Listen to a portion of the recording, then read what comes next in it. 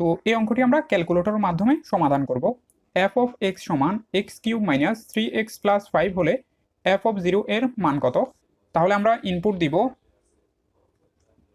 X পাওয়ারের button হচ্ছে এটি, কিউব মাইনাস 3x প্লাস 5। এখন আমরা এই ক্যাল বাটনটি প্রেস করব। তো এখানে আমাদের এক্স এর মান 0 বসাতে হবে, তাহলে আমরা 0 প্রেস করব, সমান, তাহলে আমাদের মান হচ্ছে 5, তাহলে আমাদের সঠিক আনসার হবে 5। তো এখন আমরা এই অঙ্কটির মান নির্ণয় করব।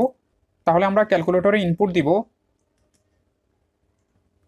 এক্স টু দ্য পাওয়ারের বাটন হচ্ছে এটি, 4 প্লাস 6x মাইনাস 4।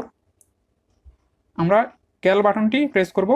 তো এখন আমরা এক্স এর মান বসাবো। তো এখানে আমাদের এক্স এর মান বসাতে হবে -2, তাহলে আমরা প্রেস করব -2 সমান, তাহলে আমাদের সঠিক আনসার হবে 0।